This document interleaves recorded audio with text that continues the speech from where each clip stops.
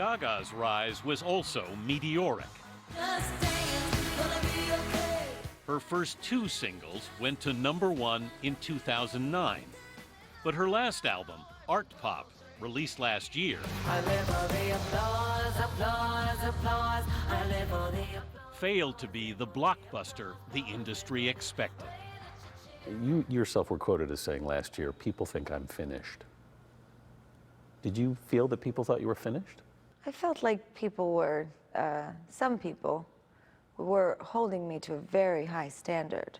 Everybody's hooting and hollering because, you know, I didn't sell 20 million records this time, which I did with my first album. And, you know, it's not easy to replicate that. And I don't have a formula. And after 6 years of working nonstop, Gaga says she was exhausted. You know, it's one thing to put a train on the tracks, but it's another thing to keep the train on the tracks. You can't just let the train while out on the tracks and just run out. You know, I crashed. You crashed? Sure. When did you crash? Well, I'd say sometime in the middle of last year. With everything that was happening, I just didn't even want to make music anymore.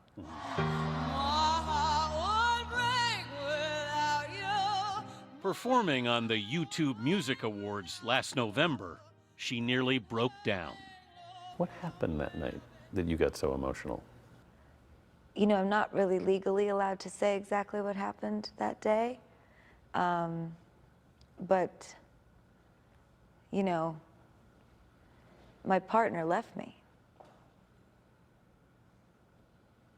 And he told the whole world that I left him. You were talking about your split with your manager. Yes. That's where all that emotion came from. That was very hard.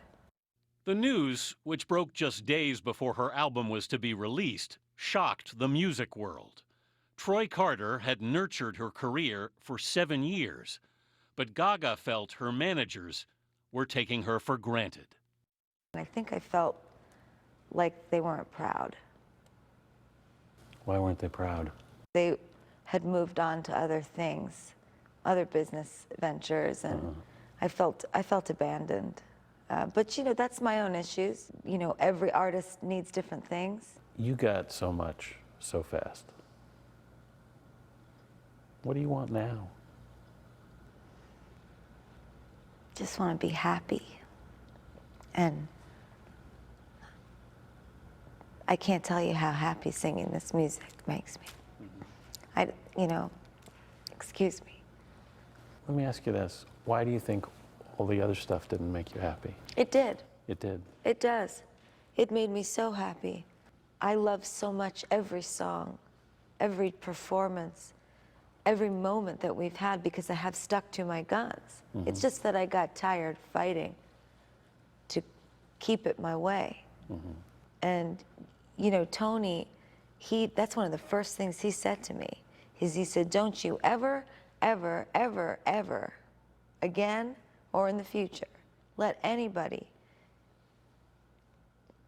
take down the quality or the intelligence of what you do. I'm kind of embarrassed to give it to you now, you know, but I just wanted to give this to you, Tony.